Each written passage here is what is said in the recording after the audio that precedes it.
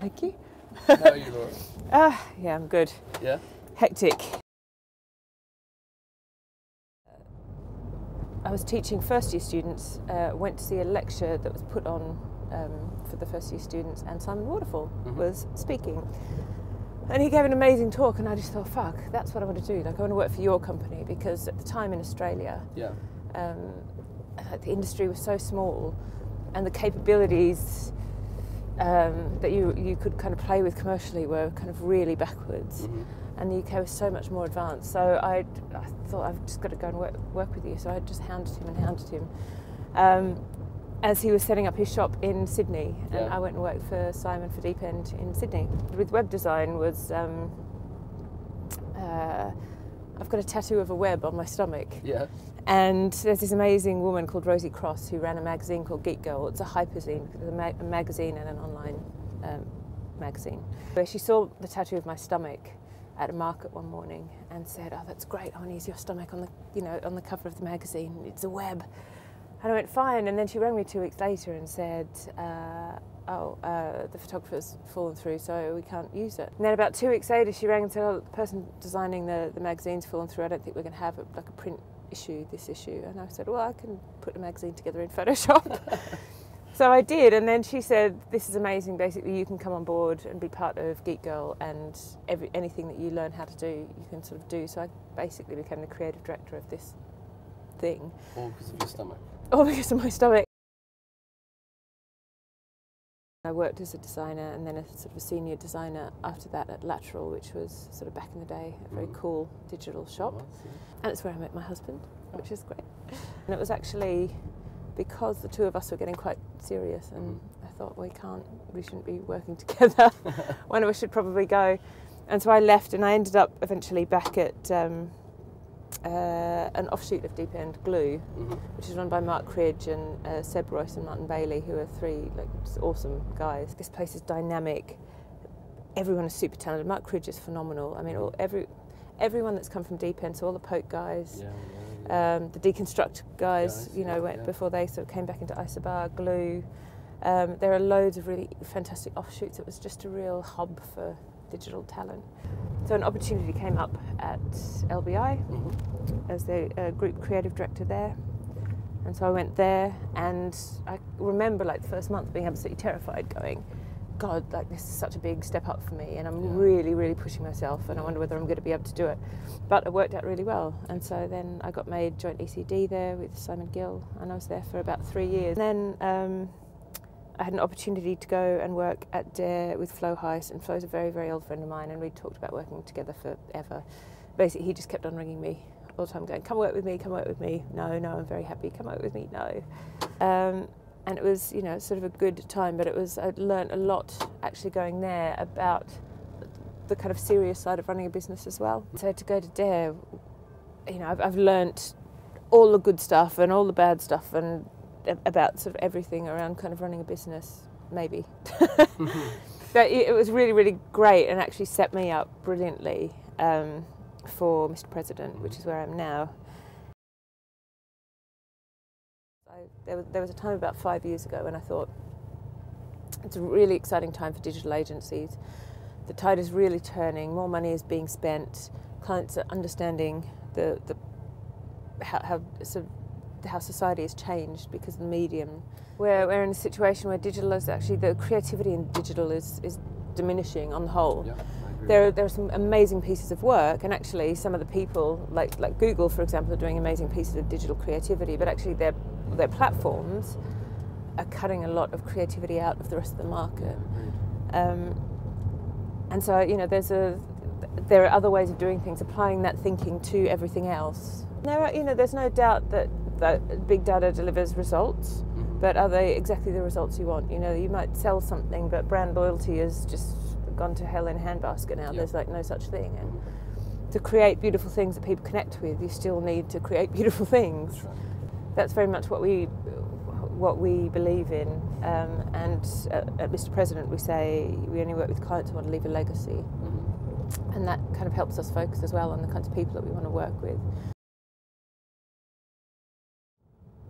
It was before my time, but really the idea about Mr. President is that we act like, I guess we say we act like statesmen, not like marketers. They want to work with the very, very best people. They want to surround themselves with the very best people, not people who are, you know, idiots because they're worried they might take their jobs or anything like that. They want to create value for other people. All of those things, I guess, which are sort of very presidential ways of thinking, the kinds of things that we wanted to bring into the agency. She Says is a global network that has been set up specifically to encourage and support women kind of in their creative careers in our industry. First, particularly looking at people in the creative departments, but really across every department, technology and design, planning. Ali and I set it up, Ali Larry, who's now in New York, and I set it up about 8 years ago now, because we were both in charge. So when I was head of art at Glue and she was a creative director at Agency Republic, and we were in charge of hiring people for our departments, and we just weren't seeing any female CVs. And we just thought, where are the CVs? Because 50% of the students are women, and even at very low levels, we're not seeing the number of people we'd expect to see. Yeah, it's definitely changing over that period of time, and I think She Says and other things have really contributed to it. We've realised that there's, you know, when we set out, we didn't really know why it was the way that it was, and so part of what we were doing with She Says was to try to explore the reason why. But the meetings that we had were really, really valuable in terms of talking about what was going in the industry, kind of training women to be smarter so that they could go back to their officers, allowing them to ask the questions they didn't want to ask at work. So that's really what we do. We have a mentoring scheme as well. We have an annual awards show. And we're in, I don't know, like 22 cities and 15 countries or something like that around the world now, so it's really grown. It's completely volunteer. And it's usually, you know, some woman will have come to an event or they will have seen it online and will mail us and say, this is amazing, I'd love to do something, and we give them all the support they need in order to set up in their own city. You know, it was such a kind of a male cycle and a masculine way of doing things. It was quite, you know, it's very hard to break into. But as you're getting more senior women as well, that's encouraging more senior women. So I think that's really helping. That encourages the women to sort of come into the industry. There's always been this train of thought that you need to be really, really tough to get the good creative work. Yeah. If you're soft, if you're collaborative, then the work's not going to be as good or as challenging or what have you. And people have different ways that they believe in, and it's very difficult to change them. So Lee Thomas at D&AD had an amazing sort of quote about this new style of management. She sort of calls these people rainmakers, which is, you know, they're the people that are implicit in making everything happen, but they're not kind of beating people over the head with a stick. Yeah. Cool. The D&AD president was such an honour to come after someone like Neville Brody, who, you know, was my hero in the 90s. You know, just such a cool guy. It was incredible to be able to kind of step in there as the third woman in 53 years as well. Can't is something that I set up with Simon Gill when I was at LBI, and it was set up in recognition that the industry has changed, and I always feel very lucky as a creative director. I get to go to Cannes, and you know, if myself and my team have done a great job, I get to pick up an award. But it's not me, you know. The world isn't just about creative directors these days, and there are so many people that aren't even part of the creative department that are now part of great work. But all of those people tend to get overlooked, you know, because it's a big sort of creative director show. And so, coming from LBI, where that kind of respect for what other people did was really at the core of the agency, I just felt it was a bit disingenuous to go to Cannes when there was nothing for anyone else. So we decided to set up Can't for all of those people that can't go to Cannes. And it's the idea is to just take some of the spirit of Cannes and some of the fun that happens there and bring it to London.